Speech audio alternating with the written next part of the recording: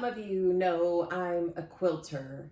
I started in junior high school. My sister was in high school and she wanted to make a quilt for her boyfriend. And so, being the younger sister, of course, I thought I should make a quilt too. I didn't have a boyfriend, but my mother let me figure out a pattern and choose my fabrics. And so I got to work.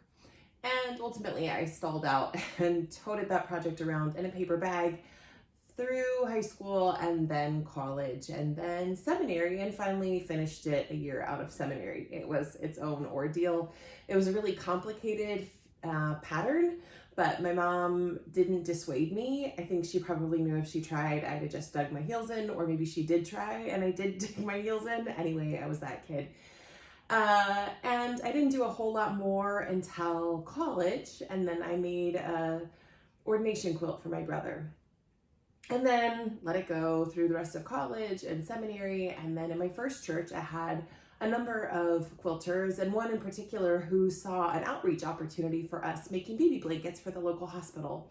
So I engaged with that, and we cut these squares for those baby blankets, and we often have these 3-inch strips. And so instead of throwing those strips away, I started collecting them, and then I started making scrap quilts. I wasn't buying a lot of fabric, I was just using that excess, and then I'd buy something new for the back.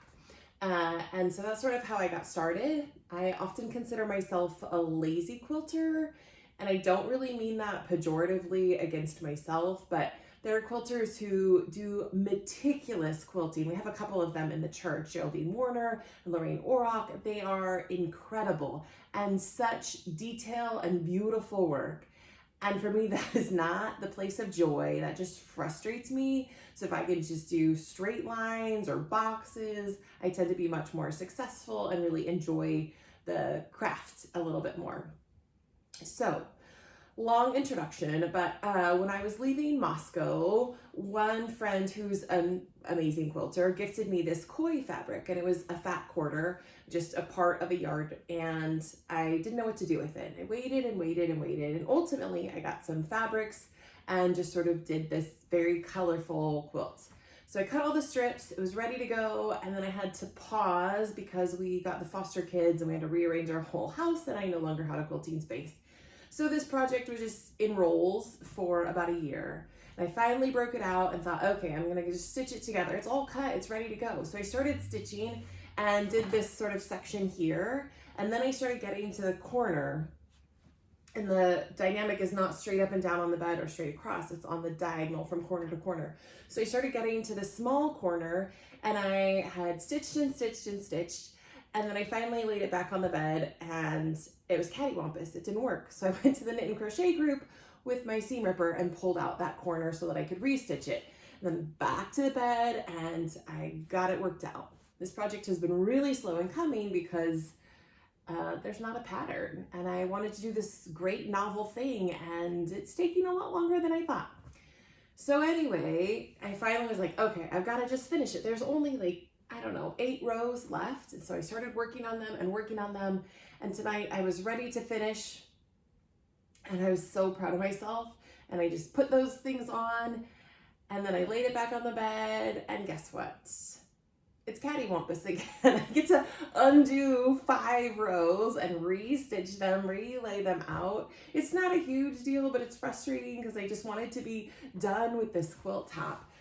And it got me thinking about so many of the things that we do in life and in ministry, right? We have good material, or we have a great idea or a great possibility, or maybe some starter money to do something.